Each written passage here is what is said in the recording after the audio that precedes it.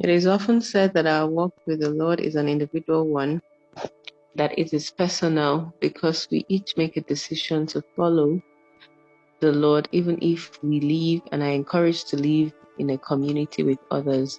We're called to share fellowship with one another. However, today we'll be exploring how the called life is a personal journey. So, JT, can you walk us through the called life as a personal journey? Thank you, my love. I'll begin by just reminding our audience and our listener about the story of the young prophet and the old prophet in the book of 1 Kings chapter 13. A lot of us that are believers or people that have ever been to church one way or the other have heard that story. If you have not, we will encourage you to please read the story in 1 Kings chapter 13. So we all know what happened that day. The young prophet, and in some version, some version calls it an old prophet versus the man of God. And so if you recall that the man of God or the young prophet was sent by God to Jeroboam to warn him of his wicked way, for him to desist from his wicked way. And in addition, the Lord also gave him some specific instruction that the Lord gave the man of God or the young prophet, whichever title you want to give him, that he should not wait and eat in Jeroboam's place, and he should not go by the same road he came. You know, for example, if he had come through the north, he had to go out through the south. And so those instructions were very, very clear for him. And he went, he did his job very well, booked Jeroboam. They asked him for meal. He stood against Jeroboam. He refused to eat. He refused to stay in his house. And on his way back, we all knew that the old prophet, out of jealousy, came and asked that, he has received a new prophecy from God. Let him come and eat with him and dine with him. And this young man of God went outside of his own path, outside the instruction he was given. We all knew what happened to him, that he was devoured by a lion. He died.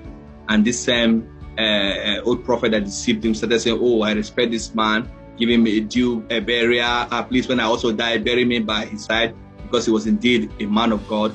And I believe that every instruction he has given is going to come to pass. And so, speaking from this story, and is that we must learn that we all receive specific instructions from God. We must not fall into the trap of the crowd. You know, sometimes this crowd mentality, people pleasing. And sometimes when we're in this call journey, most times you forget, you always want to please people, because sometimes maybe what you want to say is not palatable or it's not conventional, it's not pleasing to everybody. You start changing your way, you start compromising. And for us as call chasers, we shouldn't compromise. We must remember that this journey is personal, and God will always give everybody their own journey. And so you should not fall into the crowd mentality. And you know, if God wanted the old prophet to be the one to go and deliver the message, God would have simply called the old prophet. But God didn't choose the old prophet because he was already failing himself. But he dragged this young man that was full of life, and he destroyed his ministry.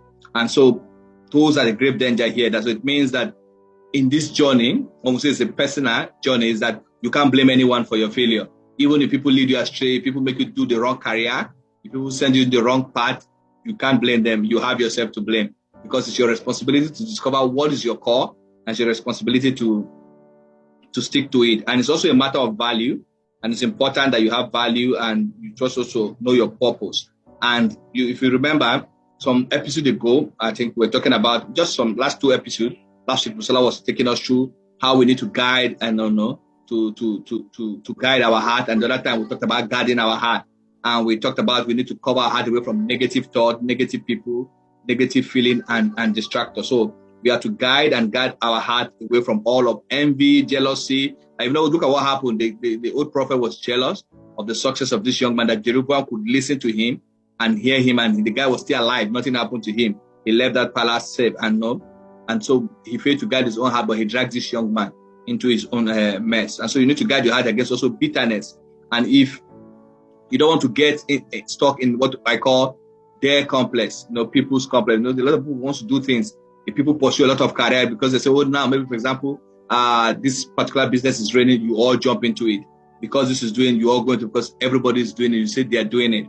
And so it's very important that we must not compromise too. It's personal journey. So even every believers around you are compromising, cutting corner to do a lot of things. Even if everybody around you are relocating or changing places, yes, you don't have to do it. You have to discover, is that what God wants me to do? Is that what the Lord is asking of me?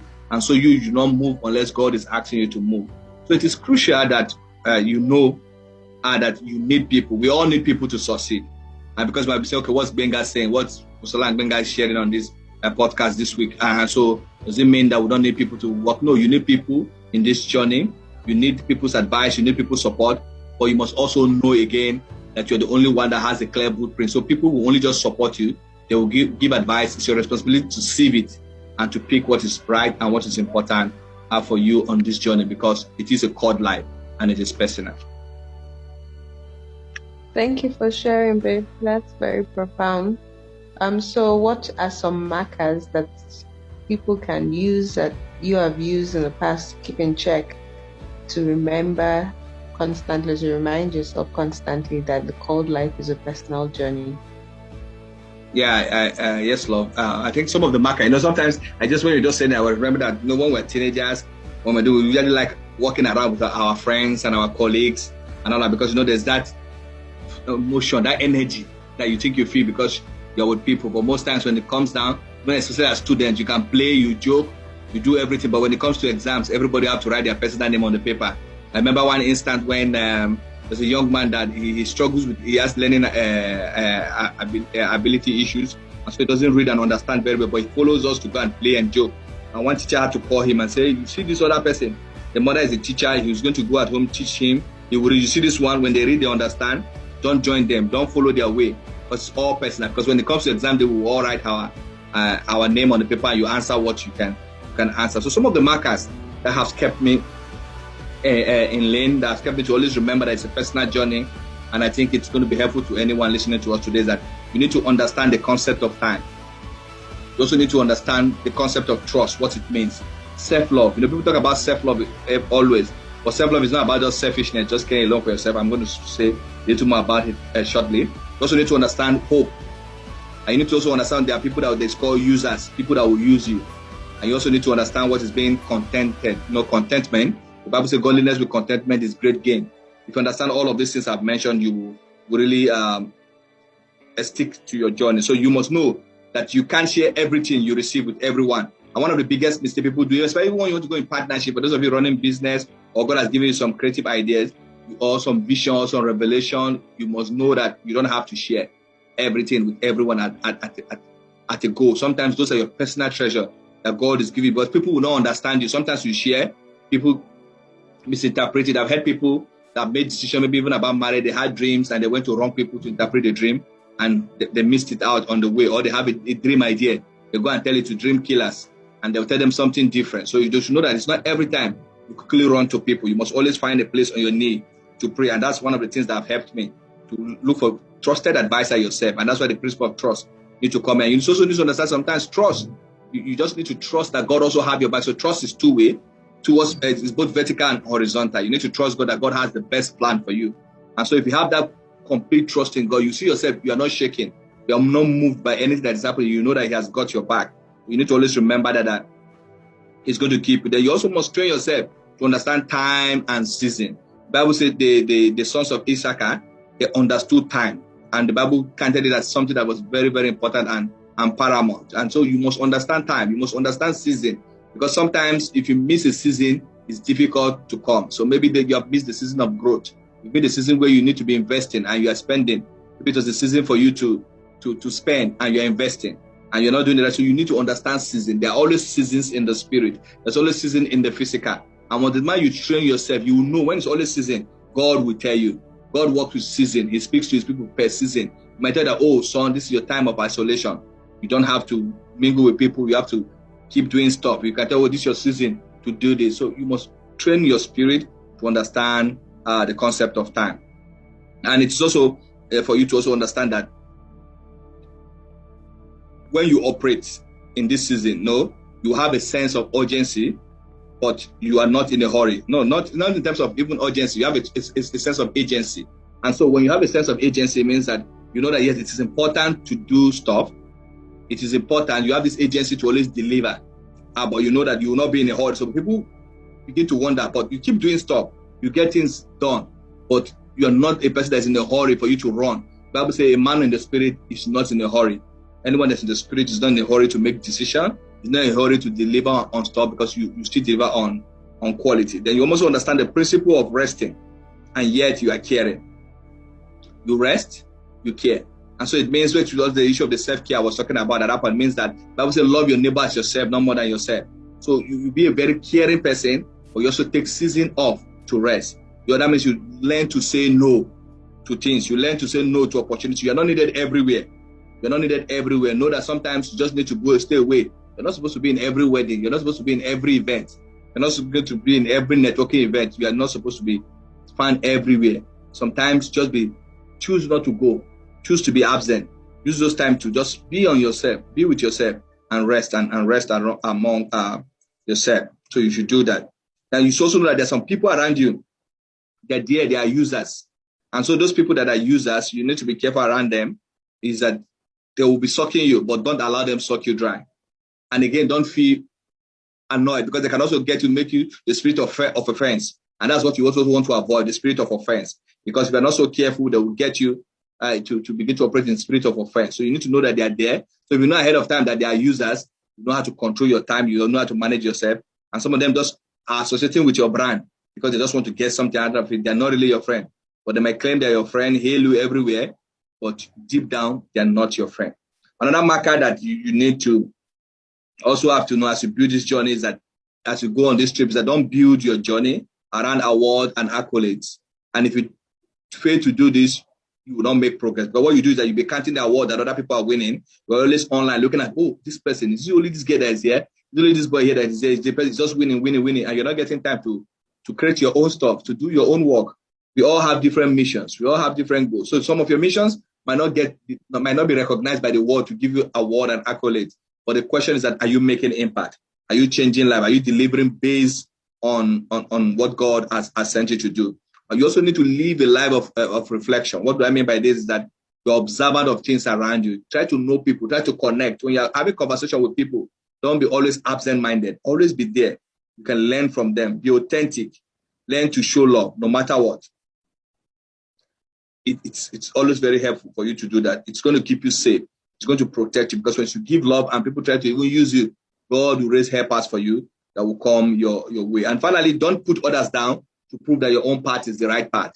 And that's another marker you need to do. Be careful when you begin to see yourself that always you condemn everybody to say that your own way is right. It might be a time for you to retreat. Sometimes it happens to you unconsciously. And once you begin to pick up yourself like that, you need to move. So that means you need to discipline yourself and know which is the ultimate marker. You need to know that you came alone to this world and you will go alone. We are all families, we are all people, we're in community, but we're not all going to die together. Even if people die together on the same day, they'll be buried in different graves. So we need to know that you came alone and you're going to go alone. But know that you are created for community, but yet you are not for community. It's profound. Yes, we are created to be in community, but you are not for them. You are for the Maker. You are for Christ. Christ is the commander in chief of this journey. So your allegiance is only to Christ. So don't give up on hope too. Hope is another good thing that you should do. I know I said it was the last point, but I remember that hope is also very, very important. It's always helpful to be hopeful. And once you're hopeful, you will not become jealous of people. Yes, it's my journey. It's going to be well. I'm doing according to how God has called me to do. And you're working. I know sometimes in maybe later in July or first week of August, we're talking about that the core life is about being optimistic. And you really understand what you mean when we talk about that. It's important for us to be very hopeful. And so, sweetheart, those are the markers that I think if we stick to all of these markers that I've mentioned in terms of understanding time, in terms of having hope and self-love and trust, and also being knowing that there are going to be users around, it will keep us grounded in our journey. Great. Thank you so much for sharing. Indeed, it is a personal journey that we are all on. And we all have our own path that God has called us to. I hope our audience would remember that as you have shared, we have our own timing, spaces, and our individual audiences. When we know that we have a specific role in God's plan, we will definitely know peace. So that's it from us this episode. Thank you for joining, and we hope that you would have gained one or two things that you put to practice from all that JT shared earlier. We would really like to hear from you, so please share your questions or contributions with us via email at the call 633@gmail.com. So that's THECALL 633@gmail.com. Never forget, our called life is personal, yet we are called to live in community. It's a mystery. And in the fortnight, we'll be exploring how we live in communities, even as we discuss that the called life is showing compassion to others. You don't want to miss that episode. Stay blessed. Until then. Bye, everyone. God bless you.